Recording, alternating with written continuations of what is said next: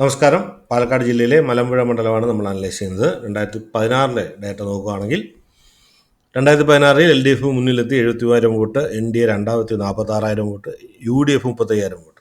അത് ഇവിടെയും N D A രണ്ടാമതാണ്. കാരണം പാലക്കാട് ജില്ലയിൽ പാലക്കാട് മണ്ഡലത്തിലും മലമ്പുഴ മണ്ഡലത്തിലും എൻ ഡി എ രണ്ടാമതാണെങ്കിലും പാലക്കാട് മണ്ഡലത്തിൽ യു ഡി എഫ് ആണ് ഫ്രണ്ടിൽ, മലമ്പുഴയിൽ എൽ ഡി എഫ് ആണ് ഫ്രണ്ടിൽ. ഒന്നാം സ്ഥാനത്തിലുള്ള മാത്രമേ വ്യത്യാസമുള്ളൂ. രണ്ടാം സ്ഥാനം എൻ ഡി എ പിടിക്കുന്നുണ്ട് 2021. അതായത് 2016 ശ്രീ കൃഷ്ണകുമാർ ആയിരുന്നു, അദ്ദേഹം തന്നെ ആയിരുന്നു 21 സ്ഥാനാർത്ഥി. അതേ 50,000 വോട്ടിലേക്ക് കൂട്ടി. യു ഡി എഫിന് 30,000 വോട്ട് ഒരു കൺസിസ്റ്റൻ്റ് ഉണ്ട്. 75,000 വോട്ട് പിടിച്ച് എൽ ഡി എഫ് ആ മണ്ഡലം നിലനിർത്തി. ചെറുതായിട്ടൊരു vote share N D A കൂട്ടിയെങ്കിലും വളരെ വലിയൊരു മാർജിനാണ്, 75,000 എൽ ഡി എഫിനുള്ളത്. ഇപ്പോൾ ലോക്സഭാ ഇലക്ഷനിൽ എങ്ങനെയായിരുന്നു പെർഫോമൻസ് എന്ന് നമുക്ക് നോക്കാം. ലോക്സഭയിൽ വീണ്ടും എൽ ഡി എഫ് നിലനിർത്തിയൊരു മണ്ഡലമാണ്. അതായത് സത്യത്തിൽ ഈ ലോക്സഭ വരുന്നത് പാലക്കാട് ലോക്സഭാ മണ്ഡലത്തിലാണ് വരുന്നത്. അതിലെ അസംബ്ലി മണ്ഡലങ്ങളിൽ എൽ ഡി എഫിന് ലീഡ് കിട്ടിയ ഒരു മണ്ഡലമാണ്, ലീഡ് നിലനിർത്തിയ ഒരു മണ്ഡലമാണ് മലമ്പുഴ. അവിടെ 55,000 വോട്ട് കുറഞ്ഞു, എന്നാൽ ലീഡ് നിലനിർത്തി 55,000.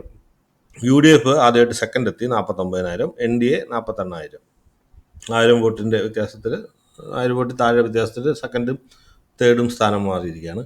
ഇപ്പോൾ മുന്നണി തിരിച്ചുള്ള വോട്ട് അവലോകനം നോക്കാം. എൽ ഡി എഫിന് 73,000 വോട്ടുണ്ടായിരുന്നത് 75,000 എത്തി 2021. പക്ഷേ ലോക്സഭ ആയപ്പോൾ അത് 55,000 കുറഞ്ഞിരിക്കുകയാണ്. 20,000 വോട്ടിൻ്റെ കുറവ് ഇപ്പം എൽ ഡി എഫിന് ആ മണ്ഡലത്തിൽ വന്നിട്ടുണ്ട്.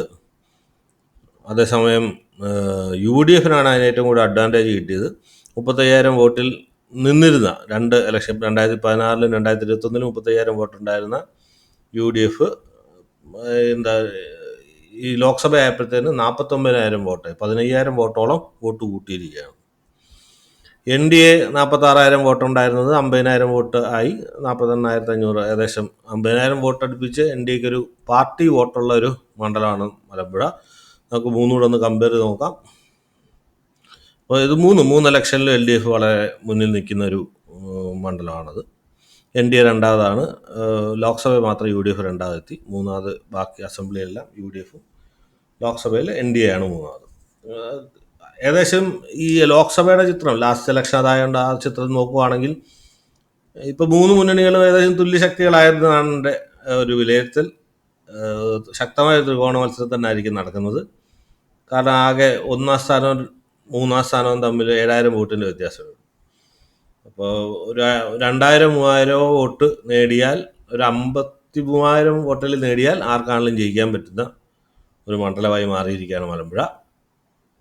അപ്പോൾ ഈ എൽ ഡി എഫിന് 3 ഇലക്ഷനിലും ഫ്രണ്ടിലുള്ളതുകൊണ്ട് സ്ലൈറ്റ് ഒരു അപ്പർ ഹാൻഡ് ഞാൻ കാണുന്നുണ്ട്. പക്ഷേ അട്ടിമറി സാധ്യത കൂടുതൽ എൻ ഡി എ കാൻഡിഡേറ്റിനാണ്. അത് ഇപ്പോൾ 50,000 വോട്ട് 21 പിടിച്ചിട്ടുണ്ട്. അതിലൊരു 3,000 വോട്ടോ 4,000 വോട്ടോ കൂട്ടാൻ പറ്റുമെങ്കിൽ മണ്ഡലം എൻ ഡി എ പിടിച്ചെടുക്കാൻ സാധ്യതയുണ്ട്. നിങ്ങളുടെ അഭിപ്രായം കമൻറ്റിലിടുക. പുതിയൊരു വീഡിയോ ആയിട്ട് വരാം. അതുവരെ ചാനൽ സബ്സ്ക്രൈബ് ചെയ്യണമെന്ന് അഭ്യർത്ഥിച്ചുകൊണ്ട് നിർത്തുന്നു. നന്ദി, നമസ്കാരം.